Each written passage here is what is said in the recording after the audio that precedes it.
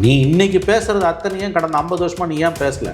நான் மறுபடியும் சொல்கிறேன், 15 வருஷம் ஸ்பேனிங் 4 decades, மறுபடியும் சொல்கிறேன், ஸ்பேனிங் 4 decadesக்கும் கண்டினியூஸாக இருந்ததுக்கு வித்தியாசம் உண்டு. 15 years அப்போ நீ ஓரளவாவது you would have extricate bound of flush.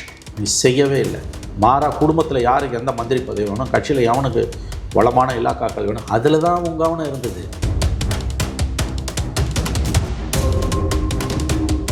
டே 1லேருந்து இவங்க மோத ஆரம்பித்தான். இது என்னென்னா தனக்கு தனி ஐடென்டிட்டி வேணும்னு பண்ண ஆரம்பித்தார். இது அவன் லாங் ரோப் கொடுத்துட்ருக்கான். வேறு எதுலேயாவது இந்த ரன்-அப் அசம்பிளி எலெக்ஷன் கண்டிப்பாக வந்து எஸ்பெஷலி கரப்ஷன் கேஸஸில் வந்து பிடிக்க வேண்டிய இடத்துல பிடிச்சிடுவான். இதோ டாஸ்மாக் கேஸு நல்லா வலை இறுகிக்கிட்டு தான் இருக்குது. ஆகவே இவர்கள் தொடர்ச்சியாக சென்டர் அட்டாக் பண்ணுறதுக்காக இந்த இஷ்யூஸ்லாம் கையில் எடுக்கும்போது அது காங்கிரஸை கூட்டணியில் சங்கடப்படுத்துமா தமிழ்நாட்டில்? ஆக்சுவலாக சங்கடப்படுத்தணும், ஆனால் சங்கடப்படுத்தலை. ஏன்னா நேஷனல் லெவலில் காங்கிரஸோட ஸ்டாலின் கவர்மெண்ட்டை பொறுத்தளவில் அவங்க சில அக்ரெசிவான விஷயங்களை மோடி கவர்மெண்ட்டுக்கு எதிராக பண்ணுறாங்க. அதை கண்டினியூஸாக அவங்க அலோவ் பண்ணிக்கிட்டே இருக்க மாட்டாங்க. ஏதோ ஒரு பாயிண்டில் அது பேக் ஃபயர் ஆகும், பெரிய ஒரு ஆபத்தையும் ஏற்படுத்த வாய்ப்பு இருக்குன்றதை நீங்கள் பேசியிருக்கீங்க. சென்ட்ரல் கவர்மெண்ட்டுன்றது வந்து பவர்ஃபுல்லானது, நல்லா ஞாபகம் வச்சுக்கோங்க. அது இவங்க பேசுகிறதுலாம் டிவியில் வந்து திமுகவோட அறிவாளி அல்சேஷன்களும் டிஎம்கேவோட ஸ்டூஜஸும் பேசும்போது அந்த ஈகோ சிஸ்டம் எப்படி பேசுச்சுன்னா, புதுசாக பார்க்குறவங்க ஒன்று யாரா ஜெயிச்சா, ஒருவேளை காங்கிரஸ் ஜெயிச்சு காங்கிரஸ் ஜெயிச்சிருச்சு, பிஜேபி தோத்துச்சான்னு அந்த மாதிரி பேசினாங்க. அவன் 240 வச்சுருக்கான், நீங்கள் மொத்தமாக உங்களுக்கு எல்லாருமே சேர்ந்தே வந்து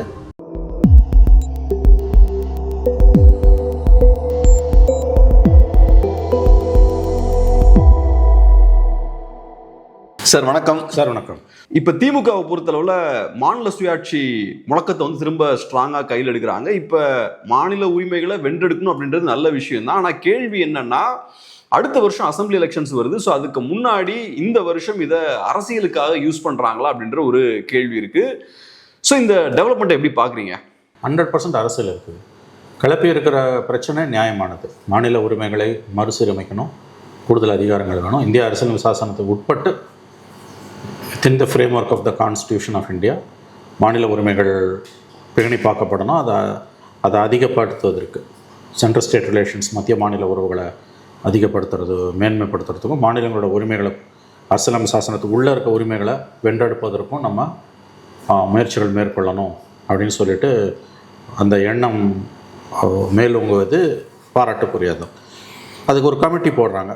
ஏற்கனவே 50 வருஷமாக இல்லை, ஸ்டாலினோட அப்பா கருணாநிதி முதலமைச்சராக இருக்கும்போது ராஜமன்னார் கமிட்டின்னு ஒன்று போட்டார். 68 69 சிஎம் ஆனோன்னு போட்டார். 71 அது இடைக்கால அறிக்கை கொடுத்தது. ஆனால் 74 தான் அதை டேபிள் பண்ணார். அதில் நிறைய விஷயங்கள் இருக்குது, ஆரோக்கியமான விஷயங்கள் நிறையா இருக்குது. சென்ட்ரல் ஸ்டேட் ரிலேஷன்ஸை இம்ப்ரூவ் பண்ணுறது பற்றி நிறையா. இன்ஃபேக்ட் அதுக்கு பிறகு 1980களில் 83 இந்திரா காந்தியை சர்க்காரியா கமிஷன் ஒன்று போட்டாங்க, நீதிபதி சர்க்காரியா வந்து கருணாநிதி ஊழலை விசாரிக்கிறதுக்கு 75 போட்ட கமிஷன் அது வேறு. சென்ட்ரல் ஸ்டேட் ரிலேஷன்ஸ் இம்ப்ரூவ் பண்ணதுக்கு போட்ட 83 போட்ட கமிட்டி 88 தான் ரிப்போர்ட்டே கொடுத்தது. அது ஒன்று. அதுக்கப்புறம் வந்து மன்மோகன் சிங் ஆட்சி காலத்தில் 2007 இப்போ ஓய்வு பெற்ற உச்சநீதிமன்ற தலைமை நீதிபதி ஜஸ்டிஸ் எம் புன்ச் தலைமையில் ஒன்று போட்டாங்க. ஸோ அந்த புன்ச் கமிட்டி ரிப்போர்ட்டும் இருக்குது, Sarkaria commission report, Punchhi committee report எல்லாமே இருக்குது. இப்போ ராஜமன்னார் கமிட்டி ரிப்போர்ட் இருக்குது. இதில் இப்போ இவர் வந்து புதுசாக ஸ்டாலின் உச்சநீதிமன்றத்தின் ஓய்வு பெற்ற நீதிபதி குரியன் ஜோசப் தலைமையில் ஒரு குழு போட்டிருக்காரு. அதில் ஓய்வு பெற்ற ஐஏஎஸ் அதிகாரி அசோக் வர்தன் ஷெட்டி, அவர் திமுக நெருக்கமான அதிகாரி. அவர் திமுக ஆட்சியில் இருந்த காலகட்டங்களெல்லாம் அவர் முக்கியமான பொறுப்பில் இருந்திருக்கார். ஒரு நல்ல அதிகாரி அவர் இருக்கார். அப்புறம் நாகநாதன் பிளானிங் கமிஷன் மெம்பரை சேர்மனாக, deputy chairman of Tamil Nadu planning commission இருந்தார். பொருளாதாரத்துறை பேராசிரியராகவும் இருந்தார். அவர் 2 பேர் கொண்ட அவங்களையும் மெம்பர்ஸாக போட்டிருக்காங்க. ஸோ 3 மெம்பர் கமிட்டி போட்டிருக்காங்க. ஜனவரியில் இன்டர்வியூ ரிப்போர்ட் கொடுப்பாங்க. அதுக்கப்புறம் 2 வருஷம் பொறுத்து என்னமோ 1 வருஷம் பொறுத்து என்னமோ அவங்க ஃபைனல் ரிப்போர்ட்னு சொல்கிறாங்க. இது ஒன்றும் யாரும் வந்து இதை பெருசாக மாநில சுயாட்சியில் மாநில உரிமைகளை பற்றி பேசுகிறவங்க யாரும் இதுக்கு ஆட்சேபனை தெரிவிக்க முடியாது. ஆனால் இது அரசியல் நோக்கம் இருக்கான்னா கண்டிப்பாக இருக்குது. ஏன்னா மாநில உரிமைகளுக்கு போராடக்கூடிய ஒரே தலைவனாக தேசிய அளவில் தன்னைத்தானே உருவாக்கி கொள்ள அவர் முயற்சிக்கிறாரு. ஏற்கனவே டீலிமிட்டேஷனுக்கு ஒரு கமிட்டி போட்டு அது கூட்டத்தெல்லாம் கூட்டினார். பதவிக்கு வந்த புதுசில் 2021 பதவி வந்துட்டு 22லே வந்து இந்த சமூக நீதிக்காக ஒரு 38 தலைவர்களுக்கு கடிதம்லாம் எழுதினார். டே ஒன்லேருந்தே தன்னை ஒரு ஆல் இண்டியா லீடராக ப்ரொஜெக்ட் பண்ணிக்கணுன்ற முயற்சியில் தான் அவர் ஈடுபட்டிருக்காரு. இந்த இஷ்யூ சரியான நேரத்தில் இப்போ சுப்ரீம் கோர்ட்டில் கவர்னர் ரவிக்கு எதிரான ஜட்ஜ்மெண்ட் அந்த பேக்ரவுண்டில் இந்த முயற்சியை நம்ம பார்க்கணும். கருணாநிதி 50 வருஷம் நாளில் பண்ணதை அவர் மகன் வந்து 50 வருஷம் பொறுத்து பண்ணுறாரு. இதில் டீலிமிட்டேஷன் பண்ணும்போது மற்ற மாநிலங்களில் இருக்கக்கூடிய எதிர்கட்சி முதலமைச்சர்கள் கட்சித் தலைவர்கள் ஆலோசித்த மாதிரி இதுலேயும் ஆலோசிக்கலன்னு ஒரு விமர்சனமும் இருக்குது. அது தன்னிச்சையாக எல்லாரையும் கூப்பிட்டு செஞ்சீங்க டீலிமிட்டேஷனுக்கு. ஆனால் இந்த மாதிரி சென்ட்ரல் ஸ்டேட் ரிலேஷன்ஸ் ஆராயும் போது மற்ற மாநிலங்களில் யாரையும் கலந்து ஆலோசிக்காமல் நீங்களே ஏன் செய்கிறீங்கன்னு அப்படிப்பட்ட ஒரு விமர்சனமும் இருக்குது. ஆனால் யாரும் இதை எதிர்க்கல. அகிலேஷ் யாதவெல்லாம் வரவேற்றிருக்காரு. மற்றவங்க யாரும் இதுக்கு ரியாக்ட் பண்ணலை. எது ஆதரிக்காவட்டையும் எதிர்க்கலை யாரும். பிஜேபி மட்டும்தான் அபத்தமாக இது பிரிவினைவாதம்னு சொல்லி, இதில் எந்த பிரிவினைவாதமும் கிடையாது. மாநில உரிமைகளை வென்றெடுப்பது சம்மந்தமாக ஏற்கனவே அப்படி பார்த்தா பல கமிட்டிஸ் போட்டது, அதுவும் பிரிவினைவாதம்ன்ற கேள்வி வரும். தெளிவாக சுப்ரீம் கோர்ட் ஜட்ஜு, ஒரு retired judge Kurian Joseph, within the framework of the constitution, இந்திய அரசியலம் சாசனத்துக்கு உட்பட்டு தான் தெளிவாக சொல்கிறார். ரெண்டாவது, ஒரு எலெக்டட் கவர்மெண்ட் அப்படி வந்து அரசியலம் சாசனத்துக்கு எதிராலாம் செயல்பட மாட்டாங்க. அதனால் இது பிரிவினைவாதத்துக்கான கால்கோள் விழாங்கள் அபத்தமான கருத்து. ஆனால் இதை ஏன் செய்கிறாரு ஸ்டாலின்னா, கண்டிப்பாக வந்து 2 விஷயம். ஒன்று, தேசிய அளவில் தன்னை வந்து ஒரு பெரிய தலைவராக நிலைநிறுத்திக்கணும். ரெண்டாவது, மாநிலத்தில் இருக்கக்கூடிய பிரச்சனைகள் வந்து மக்கள் கவனத்தை திசை திருப்பறதுக்கு தினம் புதுசாக எதனா ஒன்று மத்திய அரசுக்கு எதிராக ஏதாவது ஒரு காரியத்தை தொடர்ந்து செஞ்சுக்கிட்டே இருக்குது. அது மும்மொழி கொள்கைக்கு எதிரான போராட்டம், நீட்டுக்கு எதிரான போராட்டம், இப்போ வந்து அரசியலம் சாசனத்துக்கு உட்பட்டு மத்திய மாநில உறவுகள் பற்றி ஆராய்வதற்கான போராட்டம், சமூக நீதிக்கான போராட்டம், இந்த மாதிரி ஏதாவது ஒரு பிரச்சனையை தொடர்ந்து எழுப்பி மத்திய அரசுக்கு எதிராக அந்த அரசியலை கொதிநிலையிலேயே வச்சிருக்கணுன்றது தான் அவரோட நோக்கம். இதுக்கு முழுக்க காரணம் மத்திய அரசு தான். மத்திய அரசு தன்னுடைய ஆணவமான போக்கினால், மாநில உரிமைகளை நசுக்கக்கூடிய போக்கினால் இந்த நிலை வந்திருக்கிறது. அதை நல்லா யூஸ் பண்ணிக்கிறார் Stalin. He is using it to the hilt. He is exploiting the anti state sentiments of Modi government to the extent possible. அதோட ஒரு தொடர்ச்சி தான் இந்த மத்திய மாநில உறவுகளை மேம்படுத்துவதற்காக ஒரு குழு அமைச்சான்னு சொல்கிறதெல்லாம். மற்றவங்க யாரும் இதுக்கு வந்து அகிலேஷ் யாதவ் ரியாக்ட் பண்ணியிருக்காரு ஒழிய வேறு யாரும் பெருசாக ரியாக்ட் பண்ணல. இந்தியா கூட்டணிக்குள்ளே யாருமே ரியாக்ட் பண்ணல. ஒரு விதத்தில் இது என்னென்னா, தன்னை வந்து ஒரு தேசிய அளவில் மோடிக்கு மாற்றாக நிலைநிறுத்தி கொள்ளக்கூடிய ஒரு காரியத்தையும் ஸ்டாலின் செய்கிறாரோ என்ற எண்ணம் தான் ஏற்படுகிறது. இதில் ஒரு முக்கியமான பாயிண்ட் சார், இப்போ நேஷ்னல் லெவலில் பெருசாக யாரும் ரியாக்ட் பண்ணல, அகிலேஷ் யாதவ் மட்டும் சப்போர்ட் பண்ணி பேசியிருக்காருன்னு ஒரு பாயிண்ட் வந்து சொல்கிறீங்க இல்லையா? மேபி அதில் ரிஸ்க் இருக்குன்னு அவங்க பார்க்குறாங்களோ? ஏன்னா அதுக்கு முன்னாடியே பேசியிருக்கீங்க, ஸ்டாலின் கவர்மெண்ட்டை பொறுத்தளவில் அவங்க சில அக்ரெசிவான விஷயங்களை மோடி கவர்மெண்ட்டுக்கு எதிராக பண்ணுறாங்க. அதை கண்டினியூஸாக அவங்க அலோவ் பண்ணிக்கிட்டே இருக்க மாட்டாங்க. ஏதோ ஒரு பாயிண்டில் அது பேக் ஃபயர் ஆகும், பெரிய ஒரு ஆபத்தையும் ஏற்படுத்த வாய்ப்பு இருக்குன்றதை நீங்கள் பேசியிருக்கீங்க. ஸோ அந்த வகையில் இதெல்லாம் கொஞ்சம் சென்சிட்டிவான இஷ்யூ. ஸ்டேட் அட்டானமியை பற்றி பேசுகிறதெல்லாம் மத்திய அரசு டெஃபினட்டாக அவங்க ரசிக்க மாட்டாங்க. ஸோ அதனால் இதில் கொஞ்சம் டேஞ்சர் இருக்குது, அதனால நம்ம குவைட்டாக இருப்போம்னு எல்லாம் விலகுறாங்களா எப்படி? அதுவும் ஒரு காரணம். இப்போ பார்த்தீங்கன்னா, மமதா பானர்ஜி வாயை திறக்கல. டீலிமிட்டேஷனில் அதிகமாக பாதிக்கப்பட போகிற மாநிலங்களில் வெஸ்ட் பெங்காலும் ஒன்று. ஆனால் மமதா பானர்ஜி அந்த டீலிமிட்டேஷன் கூட்டத்துக்கு, ஸ்டாலின் கூட்டின கூட்டத்துக்கு ஆளையும் அனுப்பலை, எந்த விதமான வாழ்த்து செய்தியும் அனுப்பலை. She did not reacted, she did not even reacted. அது ரொம்ப முக்கியமானது. இதை விட அது முக்கியமானது. ஏன்னா அது இமீடியட் டேஞ்சர், இது லாங் டேர்ம் தான். இந்த இஷ்யூக்கு வந்து வாயை திறக்கல. இன்னொன்று, அந்த இஷ்யூவில் எல்லா முதலமைச்சர்களும் கடிதம் எழுதினார். இந்த இஷ்யூவில் ஏன் இவராகவே தன்னிச்சையாக செயல்படுறாரு? சரி, டீலிமிட்டேஷனுக்கு ஒத்த கருத்துள்ள தலைவர்களுக்கு கடிதம் எழுதுனீங்க. அதுக்கு முன்னால் சமூக நீதி கோரி முதல்ல வந்தப்போ 2022 38 தலைவர்களுக்கு கடிதம் எழுதினாங்க. அதில் 5 பேர் 6 பேர் தான் ரிப்ளையே பண்ணோம். இப்போ இந்த இஷ்யூவில் மற்றவங்க யாரும் வாயை திறக்காமல் இருக்கிறதுக்கு காரணம், they don't want any of the opposition leaders want Modi government on the wrong side. Pinarayi Vijayan கூட ரியாக்ட் பண்ணலங்க. சென்ட்ரல் கவர்மெண்ட்டுன்றது வந்து பவர்ஃபுல்லானது, நல்லா ஞாபகம் வச்சுக்கோங்க. அது ஒன்றிய அரசும் சொல்லும் போதே நீங்கள் அதை இழிவுபடுத்த ஆரம்பிச்சிங்க. கலைஞர் வாயிலேருந்து ஒன்றிய அரசும் வந்ததே கிடையாது. மத்திய அரசு, பாரத பேரரசு தான் வரும். கான்செப்ட் தான் ரொம்ப முக்கியம். ஒன்றியன்றது இங்கே இருக்கக்கூடிய கிளைக்கழகத்துக்கு கூட இருக்கிற ஒன்றியம் கூட இருக்கும். கிள்ளூர் ஒன்றியம்னு நம்ம சொல்லுவோம். எத்தனையோ ஒன்றியம் இருக்குது, கிராமங்களில் போய் பார்த்தீங்கன்னா. அந்த ஒன்றியம் வேறு, இந்த ஒன்றியம் வேறு. சோவியத் ஒன்றியம் வேறு, ஐரோப்பிய ஒன்றியம் வேறு. சோவியத் ஒன்றியம் பிரிஞ்சு போகிற உரிமை உள்ள ஒன்றியம், ஐரோப்பிய ஒன்றியம் பிரிஞ்சு போகிற உரிமை உள்ள ஒன்றியம். ஆனால் இந்திய ஒன்றியம் பிரிஞ்சு போகிற ஒன்றியம் கிடையாது இது. ஸோ எல்லா யூனியனையும் ஒன்று நினச்சக்கூடாது. எல்லா யூனியனையும் ஒன்று நினச்சக்கூடாது. யூனியனை வந்து நீ மொழிபெயர்த்ததிலே தப்பு. இந்த ஒன்றியம் என்ற வார்த்தையை மத்திய அரசை இழிவுபடுத்துறதுக்கு டே 1 நீங்கள் ஆரம்பித்தது. இது அந்த கான்செப்டில் வராது. இது பிரிஞ்சு போக உரிமை இல்லாதது. இது மத்திய அரசு தான், நடுவண் அரசு தான். இது மாநிலங்களுக்கு அதிகாரம் வேணும்னு நம்ம கேட்குறதுல தப்பே கிடையாது, அது கரெக்டு. ஆனால் வார்த்தைக்கு வார்த்தை ஒன்றியம் ஒன்றியம் ஒன்றியம்னு சொல்லி நீ இழிவுபடுத்திகிட்டு இருக்க. இது டே ஒன்லேருந்து நடந்துகிட்ருக்கு. மத்திய அரசோட பவர் வந்து இவங்களுக்கு தெரியல. 2 முறை ஆட்சி இழந்த திமுக அது புரியாதது ஆச்சரியமாக தான் இருக்குது. கலைஞர் இருந்தால் இதை செய்ய மாட்டார். அவர் வாயிலேருந்து ஒன்றியம்னு வந்ததே இல்லை. மத்திய அரசு தான் பாரத பேரரசுன்னு சொல்லியிருக்காரு. பிரிஞ்சு போக உரிமை இல்லாத ஒரு செட்டப்பை நீ ஒன்றியம்னு எப்படி சொல்வேன்? அது அப்படியே லிட்ரல் டிரான்ஸ்லேஷன். இது மத்திய அரசு தான், இது நடுவண் அரசு தான், இது ஒன்றியம் கிடையாது. அங்கே ஆரம்பிக்குது இவங்க பிரச்சனை. டே 1லேருந்து இவங்க ஆரம்பித்தாங்க. இது என்னென்னா தனக்கு தனி ஐடென்டிட்டி வேணும்னு பண்ண ஆரம்பித்தார். இது அவன் லாங் ரோப் கொடுத்துட்ருக்கான். வேறு எதுலேயாவது இந்த run up to assembly election கண்டிப்பாக வந்து எஸ்பெஷலி கரப்ஷன் கேஸஸில் வந்து பிடிக்க வேண்டிய இடத்துல பிடிச்சிடுவான். இதோ டாஸ்மாக் கேஸு நல்லா வலை இறுக்கிக்கிட்டு தான் இருக்குது. ஆகவே இவர்கள் இந்த அசம்பிளியில் அறிவித்த இந்த அறிவிப்பு இதெல்லாம் வந்து நீங்கள் நல்லா பார்த்தீங்கன்னா தொடர்ந்து மத்திய அரசோட காரணத்துடனும் காரணம் இல்லாமலும் மோதக்கூடிய ஒரு போக்கில் தான் இவங்க இருந்துக்கிட்டே இருக்காங்க. தமிழ்நாட்டில் மீடியாவை மொத்தமாக கண்ட்ரோலில் வச்சுருக்கிறதால it is only DMK driven agenda media, DMK driven narrative தான் இங்கே ஈடுபடுது ஒழிய மற்றதை வந்து பேசவே மறுக்கிறாங்க. மற்றதுக்கான ஸ்பேஸே இல்லாமல் இருக்குது. ஏங்க மற்ற எந்த மாநில அரசும் இதுக்கு பதில் சொல்லலை?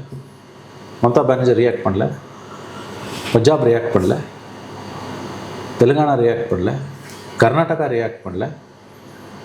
எதுக்கு உங்களுக்கு என்ன, உங்களுக்கு அப்படி என்ன உங்களுக்கு வந்து நீங்கள் வந்து தொடர்ந்து மோத வேண்டிய அவசியம் என்ன வந்தது மத்திய அரசு? என்ன கேள்வினா, இப்போ அந்த மாநில முதல்வர்களுக்கெல்லாம் புரிஞ்ச விஷயம் எப்படி நம்ம முதல்வருக்கு புரியாமல் போச்சு அப்படின்ற ஒரு கேள்வி இருக்குது. ஏன்னா இதில் பெரிய ரிஸ்க் இருக்குது. ஒன்று, நீங்கள் ஒரு நரேட்டிவ் செட் பண்ணுறதுக்காக தான் இந்த இஷ்யூஸ்லாம் கையில் எடுக்கிறீங்க. நரேட்டிவ் செட் பண்ணுறதுக்காக ரொம்ப சீரியஸான இஷ்யூவை கையில் எடுக்கிறீங்க. அது ஹெவியாக பேக் ஃபயர் ஆகிறதுக்கு வாய்ப்பு இருக்குது. ஸோ ஒரு சின்ன விஷயத்தை சாதிக்கிறதுக்காக ஒரு பெரிய ஆபத்தை நீங்கள் கையில் எடுக்கிறீங்க இல்லையா?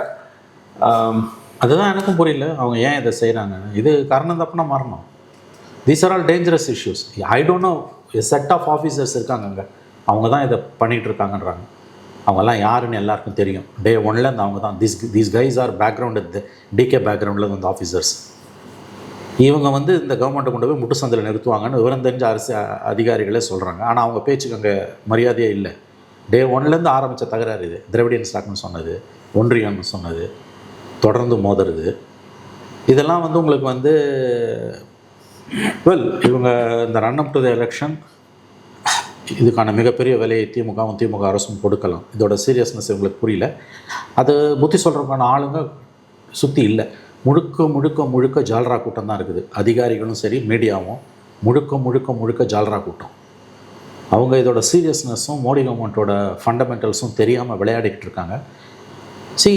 இதெல்லாம் வந்து உங்களுக்கு வந்து எப்படின்னு கேட்டிங்கன்னா, தீஸ் இஷ்யூஸ் உங்களுக்கு வந்து கண்டிப்பாக வந்து they're rubbing on the wrong side continuously and heavily.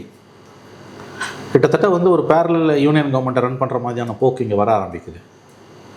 இந்த சென்டர் ஒன் ரிலேஷன் காரியம் பெருசாக வீரியம் பெருசாக. அவனுக்கு முள்ளு மேலே சேலை விழுந்துன்னா பதுசாக எடுக்கிறது வந்து சேலைக்கு லாபம். எனக்கு கவலையே இல்லை, சேலை கிழிஞ்சாலும் பரவாயில்ல, எடுக்கிறனா எடுக்கலாம், சேலை கிழிஞ்சு தூங்கும். ஆகவே இவர்களுடைய இந்த போக்கு டே 1லேருந்து இதை நீங்கள் பார்க்கணும். இதை தனியாக ஐசோலேட்டடாக நீங்கள் பார்த்தீங்கன்னா உங்களுக்கு புரியாது. ரைட். நீங்கள் சொன்ன மாதிரி ஒரு முக்கியமான விஷயம் என்னன்னா, ஒரு 50 இயர்ஸ்க்கு முன்னாடி கருணாநிதி அவர்கள் பண்ணுறாரு, அண்ணா அவர்கள் பண்ணுறாருன்னா அது வேற. அந்த டைமில் திமுக பவர்ஃபுல்லாக இருக்காங்க, சென்ட்ரல் கவர்மெண்ட் அப்போ வீக்காக இருக்கு. இன்னைக்கு சென்ட்ரல் கவர்மெண்ட் ரொம்ப பவர்ஃபுல் ஆகிட்டாங்க, திமுக ரொம்ப வீக்காக இருக்காங்க. முன்னாடி மாதிரி 1 லட்சம் பேர்லாம் இன்னைக்கு மொபிலைஸ் பண்ண முடியாது. எல்லா பார்ட்டிஸுமே வீக் ஆயிருச்சு. ஸோ அப்போ இருக்கும்போது ரிஸ்க் இன்னும் அதிகம். ஆமாங்க, அன்னைக்கு வந்து உணர்வு ரீதியாக தெருவுக்கு வந்தான் திமுககாரன். இன்னைக்கு காசு கொடுக்கலாம், ஒரு மீட்டிங்கை திமுகவால் ரன் பண்ண முடியாது. எல்லா பார்ட்டியாலையும், நான் திமுகவில் மட்டும் சொல்லலை, எல்லா கட்சியுமே ஒரு பொதுக்கூட்டம் நடத்துகிறாங்கன்னா காசு கொடுத்தா மட்டும்தான் இன்றைக்கி வருவான், இல்லாட்டி வர மாட்டான். கரெக்ட். காசுக்காக மட்டும்தான் இன்றைக்கி எல்லாமே நாய் போயிடுச்சு. அப்போ எதுக்காக இவ்வளோ தூரம் ஆக்ரோஷப்பட்டு போய் மோதுறீங்க? கண்டினியூஸாக perpetually you are on war mode. Modi கவர்மெண்ட்டோட பெர்பச்சுவலி வார் மோடு. இதெல்லாம் வந்து உங்களுக்கு வந்து திடீர்னு அசம்பிளியில் போய் இதை அனௌன்ஸ் பண்ணுறது, அப்புறம் வந்து நான் டீலிமிட்டேஷனுக்கு மாநாடு கூட்ட போகிறேன்றது, இதெல்லாம் வந்து நான் கேட்குறேன், what support you are getting from your India alliance partners? India alliance partners யாருக்கிட்ட அந்த சப்போர்ட் வருது? இவ்வளோ பேசுகிற பினராயி விஜயன் தன்னை காப்பாற்றிக்கிட்டால் போதும் தான் இருக்கார். அவர் மகள் வந்து இன்றைக்கி SFIO கேஸில் சீரியஸ் ஃப்ராட் ஆஃபீஸர் கேஸ், SFIOன்னு கவர்மெண்ட் ஆஃப் இந்தியா பாடி ஒன்று இருக்குது, ED மாதிரி. அதில் வந்து கிட்டத்தட்ட 1.5 கோடியோ 2 கோடியோ வந்து ஃபினான்ஷியல் இர்ரெகுலாரிட்டியில் she was charge sheeted. And ED வந்து போத் பினராயி அண்ட் டாட்டர் இது கோயிங் டு கிரில். அந்த கேஸை வந்து சீரியஸாக வந்து கவர்மெண்ட் ஆஃப் இந்தியா பர்சீவ் பண்ணுது. இந்த இவ்வளோ முயற்சிகளுக்கும் இப்போ கேரளா கவர்மெண்ட் ஆஃப் கேரளா அவங்க ஒன்றும் பெருசாக எதுவுமே பேசலையே, வாய் திறக்கலையே. மம்தா வாய் திறக்கலையே, பகத்சிங் மான் பஞ்சாப் சீஃப் மினிஸ்டர் வாய் திறக்கலையே. அப்போ எதுக்கு இந்த டைரக்ட் கன்ஃபரன்டேஷன்? என்ன அச்சீவ் பண்ண போகிறீங்க நான் கேட்குறேன் நான். And these findings are just findings. அது ஏற்கனவே இப்போ ராஜமன்னார் கமிட்டி இருக்குது, சர்க்காரியா கமிஷன் இருக்குது, புஞ்ச் கமிட்டி இருக்குது. இந்த 3 சொல்லாதது என்ன குரியன் ஜோசப் கமிட்டி சொல்ல போகுது? நான் கேட்குறேன், இந்த 3 சொல்லாத அவங்க என்ன சொல்ல போகிறாங்க? இது உங்கள் ஏகே ராஜன் கமிட்டி மாதிரி தான் இருக்கும். நீட்டு வந்தோன்னே ஒரு ஏகே ராஜன் கமிட்டி ஒன்று போட்டாங்க இந்த கவர்மெண்ட் வந்தோன்னே, தெரியும்ல, ஒரு ரிட்டையர்டு ஹைகோர்ட் ஜட்ஜை வச்சு நீட்டை ஏன் ஒழிக்கணும்னு அந்த கமிட்டியை தூக்கி வச்சு தலையில் ஆடுவாங்க. அது on par with supreme court ruling. Nonsense. Supreme court ரூலிங்கை எப்படி ஏகே ராஜன் கமிட்டி வந்து நீங்கள் வந்து மீட் அவுட் பண்ண முடியும்? ஏகே ராஜன் கமிட்டின்றது just a committee report. It's recommendations are just recommendations, non binding in nature. It is not binding neither the state government, central கவர்மெண்ட்டை பைண்டும் பண்ண முடியாது. நீட்டை சுப்ரீம் கோர்ட் எவ்வளோ சீரியஸாக வியூ பண்ணுதுன்னு பார்த்தீங்கன்னா, இந்த மாதிரி ஒரு கமிட்டி எல்லாம் போட்டு நீங்கள் என்னத்தை சாதிக்க போகிறீங்க? இன்றைக்கி அதை தூக்கி வச்சாங்க. இன்றைக்கி 5 வருஷம் முடிய போகுது. உன்னால் ஒரு விதி விலைக்கு வாங்க முடியல, 20 பேர் செத்துருக்கான். அவ்வளோ பேச்சு பேசுனீங்க. எப்படி டே 1லேருந்து இந்த அதாவது வந்து இந்த பிளேயிங் டு த கேலரிஸு, பெரிய பெரிய வார்த்தைகளால், வார்த்தை ஜாலங்களால் வந்து கமிட்டிஸை போடுறது, அப்படியே அந்த நெரேட்டிவை பில்டு பண்ணுறது, கடைசியில் ஒன்றுமே இல்லாமல் போய் பேக் டு ஸ்கொயர் ஒன். இது ஒரு விஷயம் என்னன்னா சார், இப்போ ராஜமன்னார் கமிட்டி ரிப்போர்ட்டை பொறுத்தளவில் அந்த ரிப்போர்ட்டுக்கு ஒரு இம்பாக்டை கிரியேட் பண்ணுது. காங்கிரஸ் அதை மதிக்கிறாங்க. அதுக்கப்புறம் சர்க்காரியா கமிட்டி ஃபார்ம் பண்ணுறாங்க, அதுக்கப்புறம் பூஞ்ச் கமிட்டி ஃபார்ம் பண்ணுறாங்க. ஸோ ஏதோ ஒரு பொலிட்டிக்கல் இம்பாக்ட் அது ஏற்படுத்துது. இப்போ உருவாக்கப்படுற இந்த கமிட்டிக்கு ஏதாவது ஒரு பொலிட்டிக்கல் இம்பாக்ட் அதை ஏற்படுத்துது? எனக்கு என்னமோ இதுக்கு பெருசாக இருக்குன்னு தோணலை. விஷயம் அந்த காலத்தில் ராஜமன்னார் கமிட்டி ரிப்போர்ட்டு நீங்கள் பார்த்தீங்கன்னா வந்து சர்க்காரியா கமிஷன் ரிப்போர்ட்டுக்கோட மரியாதை ராஜமன்னார் கமிட்டி கிடையாது. ஏன்னா Sarkaria commission founded by government of India. Punchhi committee was founded by government of India. இது நீங்களாக போட்டுக்கிறது. நான் தான் சொல்கிறேன், இந்த முயற்சிக்கு ஏன் நீங்கள் டீலிமிட்டேஷனுக்கு எல்லா மாநில முதலமைச்சரையும் கலந்து ஆலோசித்து பேசுனீங்கல்ல? அப்போ இந்த மாதிரி ஒரு report it affects every state. Central state ரிலேஷன்ஸை ரீஓரியன்ட் பண்ணணும் within the framework of the constitution போது அது சம்மந்தமாக இந்தியா பிளாக் உள்ளே இருக்கக்கூடிய மற்ற முதலமைச்சர்களோடு நீங்கள் கலந்து ஆலோசிச்சுக்கலாம். நீங்களே எல்லாம் தன்னிச்சை அறிவிக்கிறீங்க. அதில் ஏன் கன்சென்சஸ் இல்லை? ஸோ வரமாட்டாங்கன்னு யோசிச்சிருப்பாங்களோ? இல்லை, அது என்ன அர்த்தம்ன்ற நான் இதில் நான் மட்டும் இதுதான் அரசியல். This is politics. You want to drive maximum political mileage out of this and out of everything. And your constant struggle, constant fight with Modi government இருக்குல்ல, மத்திய அரசாங்கத்தோட தொடர்ந்து மோதக்கூடியது, இது won't give you any risk. நான் சொல்கிறேன், அதுக்கு அவன் தான் காரணம், நான் அதை மறுக்கல. மாநில உரிமைகளை பிஜேபி காலு கீழே போட்டு மிதிக்கிறான். எல்லா மாநிலங்களும் பாதிக்கப்பட்டிருக்கு. Especially opposition ruled states are suppressed like எனிதிங்ன்றதுலாம் எந்த மாற்று கருத்துக்கும் இடம் இல்லை. பட் எந்த ஸ்டேட் கவர்மெண்ட்டுமே இந்த அளவுக்கு பர்பச்சுவலி வார் மோடு வித் மோடி கவர்மெண்ட் இல்லை. ஸோ இப்போ நீங்கள் சொல்ல வர விஷயம் என்னன்னா, இப்போ நிஜமாவே ஸ்டாலின் அவர்களுக்கு ஸ்டேட் அட்டானமியை வென்றெடுக்கணுன்ற அக்கறை இருந்ததுன்னா மற்ற மாநிலங்களை உள்ளே கொண்டு வந்து அவங்களோட கன்சென்சஸ் எல்லாம் பெறக்கூடிய வேலைகள் பண்ணுவாங்க. ஸோ அதெல்லாம் பண்ணாமல் தனியாக போகிறதோட அர்த்தம் என்னன்னா, அவங்க இதை ஒரு பொலிட்டிக்கல் ஸ்டண்ட்டாக முன்னெடுக்கிறாங்கன்னு பார்க்குறீங்களா? 100%. Yes, you are right. டீலிமிட்டேஷனுக்கு உங்களுக்கு வந்து ஒத்த கருத்துள்ள கட்சிகளை, லைக் மைண்டட் பார்ட்டிஸை கூப்பிட்டு chief ministers and non chief ministers, அது என்ன ஒவ்வொரு ஸ்டேட்லையும் சீஃப் மினிஸ்டரை தாண்டி அப்போசிஷன்லையும் கூப்பிட்றீங்க. ஆக்சுவலாக அது பீப்புள் அந்த ஸ்டேட்ஸ் வந்து லைக் பண்ண மாட்டாங்க. இப்போ தமிழ்நாட்டில் வந்து இதே முயற்சியை வந்து சித்தராமையா எடுக்கிறாரு. கருணாநிதி ஸ்டாலினையும் கூப்பிட்டு எடப்பாடியும் கூப்பிட்டா டிஎம்கே லைக் பண்ணுமா? பண்ணாது. ஆனால் இவங்க பண்ணாங்க. தெலுங்கானாவில் வந்து ரேவந்த் ரெட்டியும் கூப்பிட்டாங்க, டிஆர்எஸ் லீடரு பிஆர்எஸ் லீடரு கேடிஆரையும் கூப்பிட்டாங்க, அவங்கெல்லாம் வந்தாங்க. அதே மாதிரி ஆந்திராவில் போய் வந்து நாயுடுவையும் கூப்பிட்டாங்க, இன்விடேஷன் கட்சி கொடுத்தாங்க, அங்கே இருக்கக்கூடிய அப்போசிஷனுக்கும் கொடுத்தாங்க, ரிட்டையர்டு பியூரோக்ராட்ஸுக்கும் கொடுத்தாங்க. இதெல்லாம் புதுசாக இவங்க சேர்த்துக்கிறது. ஒரு ஆல் பார்ட்டி மீட்டிங்னா மற்ற ஸ்டேட்லேருந்து கூப்பிட்றதுனா சிட்டிங் சிஎம்ஐ மட்டும்தான் கூப்பிடுவாங்க, அப்போசிஷன் லீடரை கூப்பிட மாட்டாங்க. ஏன்னா அங்கே டைனமிக்ஸ் அடி வாங்கும், ஈகோ அடி வாங்கும்.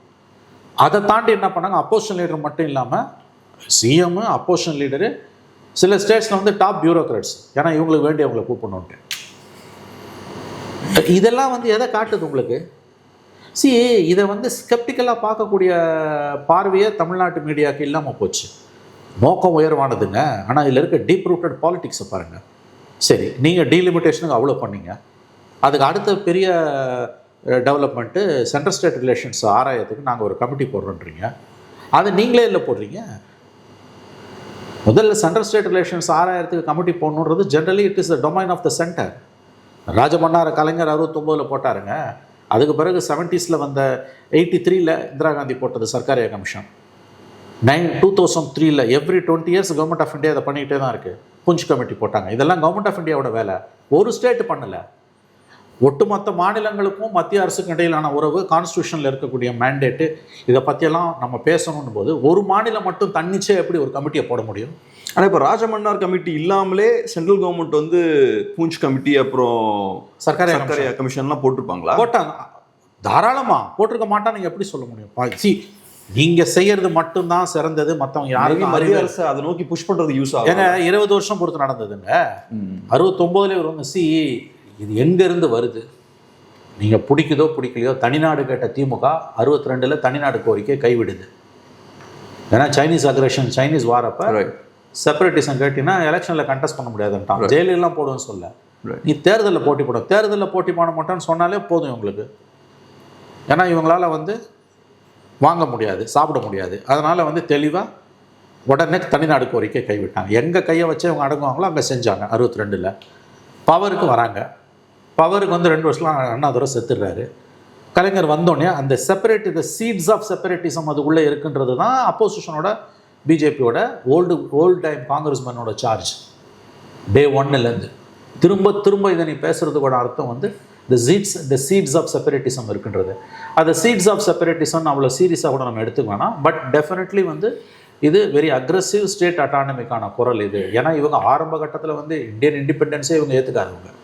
அதுக்கப்புறம் மாறுறாங்க, சும்மா சொல்லலை. அதுக்கப்புறம் they are functioning within the framework of the constitution.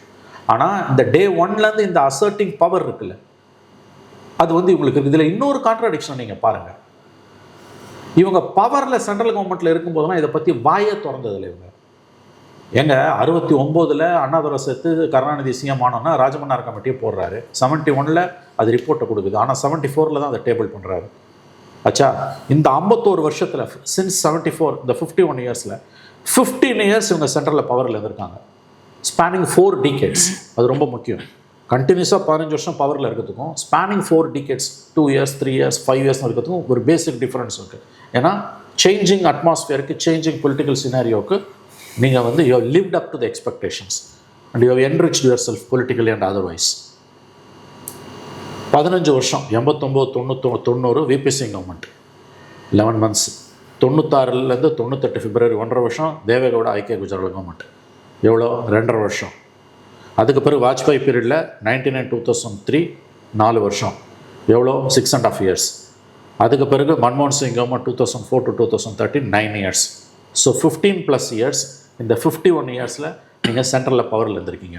அதுக்கு என்ன பவரில் இருந்த ஸ்பேனிங் 4 decades ஒரு வார்த்தை வாயிலேருந்து சென்ட்ரல் ஸ்டேட் ரிலேஷன்ஸு அதை எப்படி இம்ப்ரூவ் பண்ணணும் இதை பற்றிலாம் ஒரு வார்த்தை வந்தது கிடையாது. நீங்கள் எப்போல்லாம் சென்டரில் பவரில் இல்லையோ அப்போ தான் உங்களுக்கு வந்து இந்த ஞானோதயம் வருது. அதான் அதுக்கு என்ன சொல்கிறாங்கன்னா, இப்போதான் இந்த மத்திய அரசோட இந்த அதிகார துஷ்பிரயோகம் இருக்கு இல்லையா, அது உச்சத்தை தொட்டிருக்கு. ஸோ அதனால் இப்போ அதை பற்றி பேச வேண்டிய தேவை ஏற்பட்டுருக்குன்றா. இருக்கலாம், நான் மறுக்கல. Then it must be a consensus one. Why DMK is doing it alone? Is DMK DMK the only regional party in the country? 69 it was the only regional party. Yes, except Akali Dal, which was a small player. இன்னைக்கு India is full of regional parties. இது நான் ஒத்துக்கிறேன். இது வந்து இதுவரை இல்லாத அளவுக்கு மத்திய அரசு துஷ்பிரயோகம் பண்ணதுன்றது ஒத்துக்கிறேன் நான். அப்போ ஒரு மினிமம் ஒரு காமன் கன்சென்சஸாக அது இருக்கணும்ல. அந்த அட்டம்ப்டை நீங்கள் பண்ணலையா? ரெண்டாவது, இது நான் இப்பயும் சொல்கிறேன் நான், இது நீங்கள் அந்த run up to the election நீங்கள் அசெப்ட் பண்ணுறீங்க. நீங்கள் எஸ் பண்ண தான் செய்கிறோம். ஏன் காங்கிரஸ் பண்ணலையா? ஏங்க ஸ்டேட் லிஸ்ட்லேருந்து சென்ட்ரல் லிஸ்ட்டு கொண்டு போகிறாங்க. அது எவ்வளோ பெரிய பிரேசன் அசால்ட்டு. அதுக்கு பிறகு நீங்கள் பவரில் 89-91 இருந்தீங்க. நீங்கள் ஏதாவது பண்ணிங்களா? ஏங்க உங்கள் கவர்மெண்ட்டோட 2004-9 உங்கள் சப்போர்ட்டில் மட்டும்தான் கவர்மெண்ட் இருந்தது. நீ நினச்சிருந்தா அதை கொண்டு வந்திருக்கலாம். அப்போ செய்யலை. உங்களுக்கு சென்ட்ரலில் பவர் இல்லைங்க. அதனால் நீங்கள் இன்றைக்கி வந்து இந்த மத்திய மாநில உறவுகள் கமிட்டி எல்லா நாடகத்தையும் ஆடுறீங்க நீங்கள். சரி, இப்போ இன்னொரு விஷயமும் இருக்குது. நீங்கள் இந்தியா அலையன்ஸை பற்றி நிறைய நேரங்கள் பேசுனீங்க. இப்போ காங்கிரஸுக்கு இது ஒரு சிக்கல் தானே. ஏன்னா இப்ப ஸ்டேட் அட்டானமியை பத்தி திமுக பேசுறதும், அதே போல நீட் பத்தி திமுக பேசுறதும் ஏதோ வகையில அது காங்கிரஸுக்கும் சங்கடத்தை ஏற்படுத்தும் இல்லையா? ஏன்னா ஸ்டேட் அட்டானமியை பத்தி பேசும்போது நேச்சுரலா காங்கிரஸ் பெருசா எதுவும் பேச முடியாது. அவங்களோட ஹிஸ்டரியும் பெரிய பாசிட்டிவா இல்ல. சோ தொடர்ச்சியா சென்டர் அட்டாக் பண்றதுக்காக இந்த இஷ்யூஸ் எல்லாம் கையில் எடுக்கும் போது அது காங்கிரஸை கூட்டணியில சங்கடப்படுத்துமா தமிழ்நாட்டில்? ஆக்சுவலாக சங்கடப்படுத்தணும், ஆனால் சங்கடப்படுத்தலை. ஏன்னா நேஷனல் லெவலில் காங்கிரஸோட ரீசரெக்ஷனே இன்னைக்கு ரொம்ப ரொம்ப ரொம்ப ரொம்ப ரொம்ப மினிமலாக இருக்குது. Congress it self has become regional party. எங்கே இருக்குது இன்றைக்கி? ஆந்திராவில் இருக்குது, கர்நாடகாவில் இருக்குது, தெலுங்கானாவில் இருக்குது, அடுத்தது ஹிமாச்சல் பிரதேஷ். வேறு எங்கே இருக்குது காங்கிரஸ்? இன்றைக்கி இவங்க பண்ணுறது அத்தனையும் காங்கிரஸோட ஃபண்டமெண்டல்ஸுக்கு எதிரானது. இன்றைக்கி எதை எதிர்த்தெல்லாம் இவங்க போராடுறாங்களோ இந்த பாவத்துக்கெல்லாம் புள்ளையார் சூழி போட்டது காங்கிரஸ். நீ அந்த காங்கிரஸோட தான் நீ கூட்டணியில் நின்று இருக்க.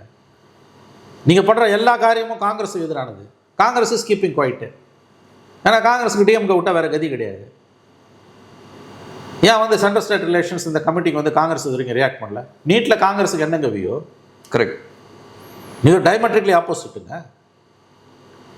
நீங்கள் 3 எலெக்ஷன் ஜெயிச்சிட்டிங்க. Nothing succeeds like success. அதுவும் 2 பார்லிமெண்ட் எலெக்ஷனில் க்ளோரியஸ் விக்ட்ரி உங்களுக்கு. இப்போ அசம்பிளி எலெக்ஷனில் பிடிச்சிட்டிங்க. 26 நாங்கள் தான் ஜெயிப்போம்னு ஒரு மித்தை கிரியேட் பண்ணியிருக்கீங்க. அப்கி பார் 400 பார்னு மோடி சொன்ன மாதிரி. ஆனால் நீங்கள் கேட்டது நல்ல கேள்வி. இந்த சென்ட்ரலைசேஷன் ஆஃப் பவருக்கு எதிராக தான் இன்றைக்கி டிஎம்கே ஃபங்க்ஷன் பண்ணுது.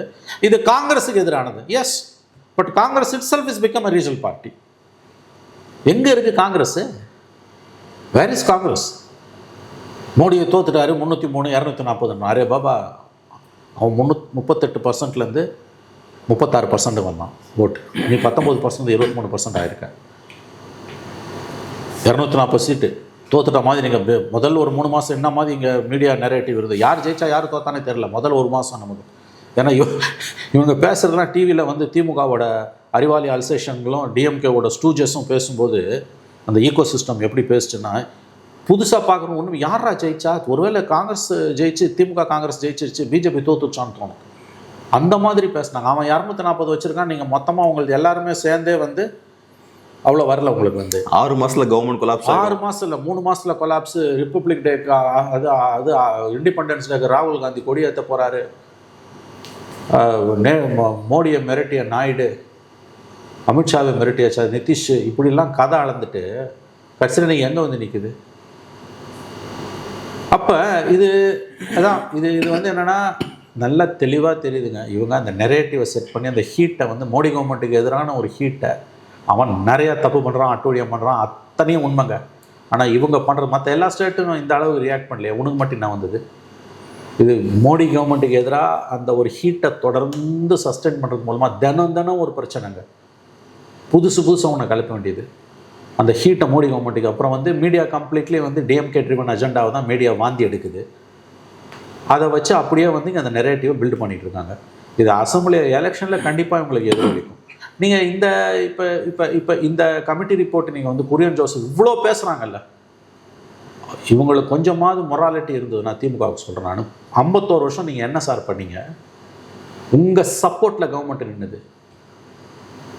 கல்வியை வந்து பொதுப்பட்டியலுக்கு கொண்டு போனது இந்திரா காந்தி. சரி, உங்களை மீறி கொண்டு போனாங்க. ஆனால் 2004 9 கவர்மெண்ட் உங்கள் கவர்மெண்ட். நீங்கள் நினச்சிருந்தீங்கன்னா அதை சாதிச்சிருக்கலாம். நீங்கள் செய்ய மாட்டீங்க. ஏன்னா அது ரா நெர்வ். அதை டச் பண்ணால் உங்கள் கதை முடியும்னு தெரியும். இப்போயும் முடியாதுன்னு உங்களுக்கு தெரியும். நீங்கள் தெரிஞ்ச மக்களை ஏமாத்துறீங்க. ஸோ இப்போ அங்கே தான் அடுத்த கேள்வி சார். இப்போ நீங்கள் சொன்ன விஷயம் என்னென்னா, ஸ்டேட் அட்டானமியை பற்றி பேசுறதுலாம் நல்லது தான், பட் அரசியல் நோக்கங்களுக்காக அது பேசும்போது அதில் சிக்கல் இருக்குது அப்படின்ற மாதிரி சொன்னீங்க. ஸோ நீட்லேயும் அதே தான் நடந்தது. நீட் இஷ்யூ பற்றி அவங்க பேசுனது கரெக்டு. பட் எலெக்ஷனுக்கு முன்னாடி பொலிட்டிக்கல் மைலேஜை கெயின் பண்ணுறதுக்காக அது பேசும்போது என்ன ஆகுதுன்னா, எலெக்ஷன் முடிஞ்சதுக்கப்புறம் அதை டச் பண்ணாமல் ரொம்ப குவைட்டாக விட்டாங்க. ஸோ அரசியலுக்காக நீங்கள் ஒரு விஷயத்தை கையில் எடுக்கிறீங்கன்னா அதுதான் நடக்கும். எலெக்ஷன் முடிஞ்சதுக்கப்புறம் அதை தூக்கி போட்டுருவாங்க. ஸோ இப்போ ஸ்டேட் அட்டானமியை பற்றி பேசுகிறாங்க. இது எவ்வளோ தூரம் போகும்? அடுத்த எலெக்ஷனில் ஒருவேளை ஜெயிச்சாங்கன்னா அதுக்கப்புறம் இவங்களோட போக்கே மாறும். மோடி கவர்மெண்ட்டோட வார் மோடில் இருக்க மாட்டாங்க. Mark my words. ஒருவேளை 26 திமுக கூட்டணி ஜெயித்து ஆட்சி அமைத்தால் அடுத்த 5 வருஷத்தை காப்பாற்றிக்கிறதுக்கு, ஏன்னா அடுத்த 3 வருஷம் மோடி தான் அங்கே இருக்க போகிறாரு. இப்போ இருக்க வார் மோடில் இருக்க மாட்டாங்க. They will go for some compromise. இது வந்து இந்த 5 வருஷம் ஆன்டி இன்கம்பன்சியை இந்த மாதிரியான ஆன்டி பிஜேபி ஆன்டி மோடி சென்டிமெண்ட்டை மட்டுமே வச்சு, அது நியாயமானது நம்ம இருக்கல, அதை மட்டுமே வச்சு மேக்கப் பண்ணிடலாம், ஜெயிக்கலான்னு இவங்க பார்க்குறாங்க. That's not easy. என்ன நடக்கும்னு கேட்டிங்கன்னா, ஜெயிச்சாங்கன்னா காம்ப்ரமைஸ் பண்ணுவாங்க, தோத்தாங்கன்னா இதையே மறுபடியும் பேசுவாங்க. ஏன்னா இதுதானே உங்களுக்கு சோறு போட்டுட்ருக்கு. என்ன மாதிரியான பேச்சுங்க இதெல்லாம்? நீ இன்னைக்கு பேசுகிறது அத்தனையும் கடந்த 50 வருஷமாக நீ ஏன் பேசலை? நான் மறுபடியும் சொல்கிறேன், 15 வருஷம் ஸ்பேனிங் 4 decades, மறுபடியும் சொல்கிறேன், ஸ்பேனிங் 4 decadesக்கும் கண்டினியூஸாக இருந்ததுக்கும் வித்தியாசம் உண்டு. 15 years டிஃப்ரெண்ட் சினாரியோஸை பார்த்துருக்கீங்க. அதுவும் first UPA government was 100% depend on DMK. அப்படி ஓரளவாவது you could have extricate bound of flush. நீ செய்யவே இல்லை. மாறா குடும்பத்தில் யாருக்கு எந்த மந்திரி பதவி வேணும், கட்சியில் எவனுக்கு வளமான இலாக்காக்கள் வேணும், அதில் தான் உங்கள் கவனம் இருந்தது. Your interest are only in loot தானே, நாட் லூட், பிளண்டர். இன்றைக்கி அது எல்லாத்தையும் மறைக்கிறதுக்கு your indulging this sort of drama. இல்லை இன்னொரு விஷயம் சார், இப்போ சில நேரங்களில் பார்க்கும்போது இந்த சென்ட்ரல் வர்சஸ் ஸ்டேட் மோதல் இருக்கு இல்லையா, இதை பிஜேபியும் என்ஜாய் பண்ணுறாங்களோ அப்படின்னு எனக்கு தோணுது. ஏன்னா இப்போ BJP versus DMK narrative fix ஆச்சுன்னா அது பிஜேபிக்கும் நல்லது. ஏன்னா மக்கள் திமுகவுக்கு மாற்றா பாஜகவை பார்க்க ஆரம்பிப்பாங்க. ஸோ இந்த சண்டைகள்லாம் நடக்கும்போது நேச்சுரலாக ஏடிஎம்கே பார்த்தோம்னா ஓரம் கட்டப்படுறாங்க, மீடியா லைம்லைட்லேருந்து அவங்க வெளியே தள்ளப்படுறாங்க. ஸோ அப்படி இருக்கும்போது இந்த மாதிரியான ஒரு நரேட்டிவை திமுகவும் விரும்புகிறாங்க, பாஜகவும் விரும்புகிறாங்களோ? இல்லை, பாஜக விரும்புதுன்னு நான் சொல்லலை. அவங்க முட்டாள்தனமாக பேசுகிறாங்க, இது பிரிவினைவாதன்ற. அதான் இது அதோட அடுத்த எண்டுக்கு போய் இது பிரிவினைவாதம். ஏன்னா இப்படிலாம் பேசினாங்கன்னா டிஎம்கே வர்சஸ் பிஜேபி நீங்கள் களம் மாறுதில்ல. இல்லை அது இது இல்லாட்டி கூட அப்படி மாற்றணும் அவங்க நினைக்கிறாங்க. ஆனால் அப்படி மாறாது. ஏடிஎம்கே வர்சஸ் டிஎம்கே தான் இருக்க போகுது. இந்த பர்டிகுலர் இஷ்யூவை பொறுத்த வரைக்கும் அவங்க இதெல்லாம் ஸ்டேட் அட்டானமி கேட்குறது, செப்பரேட்டிசம்ன்றது அபத்தமான argument, atrocious argument. Nobody will listen. Seditious outlook இருக்கக்கூடிய ஒரு இஷ்யூவை, செடிஷியஸ் டெண்டன்சிஸ் இருக்கக்கூடிய ஒரு இஷ்யூவை எப்படி ஒரு retired supreme court judge deal பண்ணுவார்? சென்ட்ரல் ஸ்டேட் ரிலேஷன்ஸை பற்றி நம்ம ஆராயணும்னு ஒரு கமிட்டியை ஸ்டேட் கவர்மெண்ட் போடுதுன்னா அதுதான் அவங்க ரொம்ப கிளவராக வேறு பாலிட்டிஷியனையோ அல்லது வேறு யாரையோ போட்டால் இந்த இஷ்யூ வரும்ட்டு தான் ரிட்டையர்டு சுப்ரீம் கோர்ட் ஜட்ஜை கொண்டு வராங்க. லோக்கல் லெவல் பிஜேபி லீடர்ஸ் தான் இது செடிஷியஸ் டாக்ன்றாங்களே ஒழிய நேஷனல் லீடர்ஸ் யாருமே இதை சொல்லலை. ஏன்னா because the committee is headed by supreme court, retired supreme court judge. அப்படியே பார்த்தாலும் நரேந்திர மோடி அவர் சிஎம்மாக இருக்கும்போது இதெல்லாம் அவர் கேட்டிருக்காரு. ஆனால் இன்றைக்கி அந்த டைலாகில் இவங்க அதை நோக்கி திருப்பி பார்ப்பாங்க பிஜேபி. இது பிஜேபி வர்சஸ் டிஎம்கேன்னு போகிறதுக்கு வாய்ப்பு கிடையாது. ஏன்னா BJP is a small player இன் தமிழ்நாடு. பிஜேபிக்கு உண்மையிலேயே புத்தி இருந்ததுன்னா இந்த எலெக்ஷனை அவங்க ஏடிஎம்கே வர்சஸ் டிஎம்கேன்னு கொண்டு போய் ஜெயிச்ச பிறகு விளையாடணும். அந்த புத்தி பிஜேபிக்கு இல்லை. இவங்க தே வாண்ட் டு உசர்ப் எவ்ரிதிங் இந்த ஸ்டேஜில். நீ பிஜேபி வர்சஸ் டிஎம்கேன்னு களத்தை கொண்டு போனீங்கன்னா it will B cake walk for DMK. ஆனால் பிஜேபி க்ரோ ஆகும்ல தமிழ்நாட்டில்? வராதுங்க. அது எப்படி வரும்? இதுக்கு மேலே எப்படி வரப்போகுது? அதிகபட்சம் 10%. 24 அப்படி தானே சார் பண்ணாங்க. 18%ன்றது எல்லாரும் சேர்ந்துங்க, எல்லாம் சேர்ந்து சார். ஆனால் நரேட்டிவை மாற்றினாங்கல்ல? இல்லை மாற்றினாங்க. But what was the result? 18 growth தானே சார் அவங்களுக்கு. அது 3% தானே கட்சி 10% மாறிடுச்சு. 10% மாறி இருக்குங்க. இதுக்கு மேலே இது போகாது. அதை ஞாபகம் வச்சுக்கோங்க. நீங்கள் அவங்களுக்கு உண்மையிலே டிஎம்கேவை தோக்கடிக்கணும், திமுகவை தோக்கடிக்கணுன்ற வெறி கண்ணை மறைக்குது, அறிவை மறைக்குது. உண்மையிலே பிஜேபிக்கு புத்தி இருந்ததுன்னா ஏடிஎம்கேவை இழிவுபடுத்தாமல் ஒரு மெகா அலையன்ஸை ஃபார்ம் பண்ணி ஏடிஎம்கேவை முன்னிறுத்தி ஃப்ரண்டல் அட்டாக்கை ஏடிஎம்கே லீட் பண்ணணுங்க. அது பேக் பிளேயராக இருக்கணும். அது கரெக்டு. ஃப்ரண்டல் அட்டாக்கை ஏடிஎம்கே லீட் பண்ணி இவங்க பேக் பிளேயர்ஸாக இருந்து ஜெயிச்சு கவர்மெண்ட் மாறின பிறகு விளையாடணும். அது இல்லாமல் ஏடிஎம்கே விட நான் தான் பெரிய பிளேயர்னா it's going to be DMK cake walk. நீங்கள் சொன்னது செய்யும் போது தான் பெஸ்ட் ரிசல்ட் ப்ரொடியூஸ் பண்ண முடியும். ADMK BJP should be a low player. ஆனால் இப்போ ஏடிஎம்கே விழுங்கணும்னு நினைச்சாங்கன்னா இதை பண்ணலாம். ஏடிஎம்கே விழுங்கணும்னு பிஜேபி நினைச்சதுன்னா விழுங்கவும் முடியாது. அவ்வளோ சீக்கிரம் நடக்காது. அந்த அட்டம்ப்ட்லையும் தோற்று போவாங்க. எலக்ட்ரல் பாலிடிக்ஸில் it will be a cake walk for DMK. அந்த தப்பு தான் பிஜேபி பண்ணிகிட்டு இருக்கு இன்னைக்கு. ரொம்ப நன்றி சார். உங்கள் பிஸியான டைமில் அருமையான ஒரு பேட்டி கொடுத்தது ரொம்ப நன்றி சார்.